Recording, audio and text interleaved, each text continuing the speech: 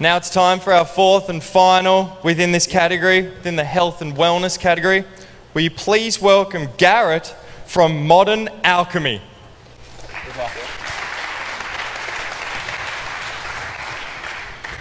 All right, hello everyone.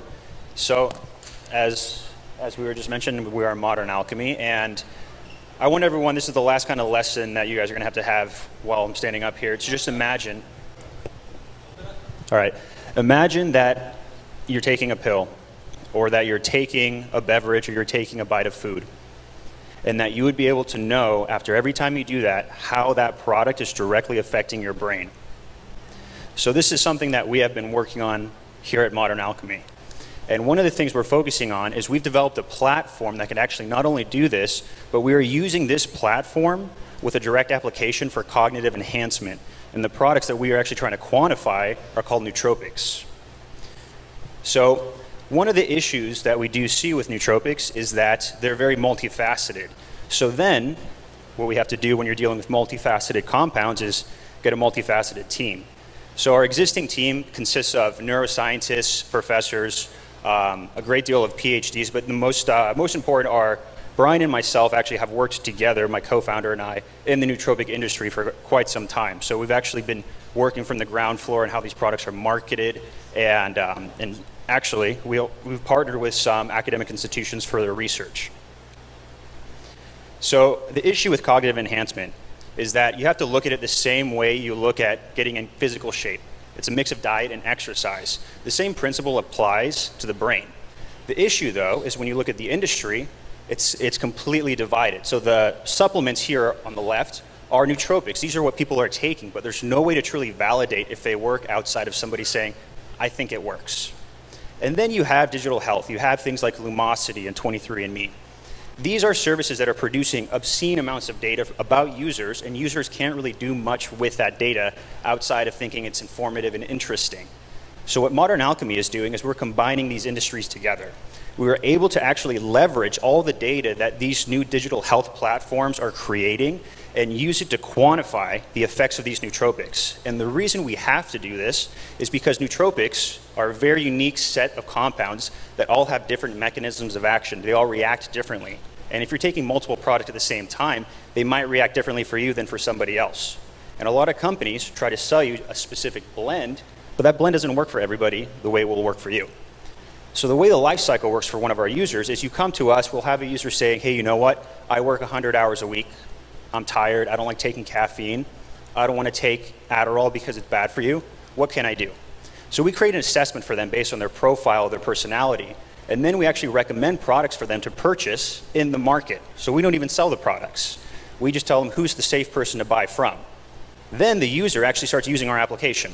It has a mood tracker, a symptom tracker, and a data aggregator about everything about the user. And after a while, okay. Round of applause. That timer gets everybody. 2 minutes of questions from the judges.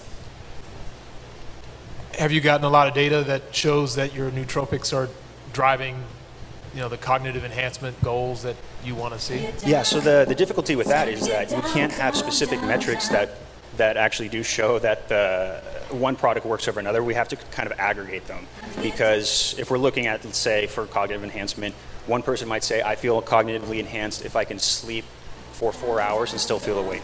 And the other may say, I feel cognitively enhanced if my short-term memory recall is better. Oh, I thought you were using the digital part to test. Yeah, so the digital part actually helps us by kind of, we collaborate with the qualitative data from the users. They put in their moods and their symptoms, then we cross-reference the hard data pulled from these wearables to start validating or refuting whether these products are efficacious or not. Okay.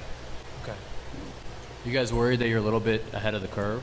I mean, you have to integrate with all those digital health providers, get all that data. Oh yeah, I mean, there's the APIs are actually something that we've already taken care of, so we'll be able to go through 340 API with wearables, 30 of which are FDA Class 2 level approved wearable devices, in one foul swoop. But, so I mean, I guess my point was less the integration and more that you need people to use all those devices. Yeah, so really, I mean, the majority of the devices are mostly a marketing play to start off with. There's the major players like Fitbit or Apple Watch is starting to pick up. That's motion tracking. A lot of it's, steps taken, sleep quality. Those are important, but it's just setting the stage for bringing in quantitative metrics to start validating an industry which has pretty much been predominantly based on placebo effect. I guess you might have covered it in the next slides, but can you share a little bit of traction data or where you are in the user adoption curve? Absolutely. So one of the things that we had with user adoption was it was very, very prominently B2C. We were focusing on having our doctors assess the profile of a customer. And then what we discovered was this isn't scalable, and doctors are fallible. So we ended up figuring out a way to automate this entire process where your user puts in their information, and then we're able to automatically get them the product recommendations that they need, and then start that positive feedback.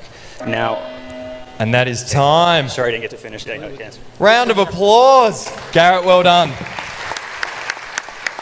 And keep those round of applause going for our fantastic judges. Judges, thank you so much for your work. You can make your way up the stairs at your leisure to the VIP room or whatever's behind there.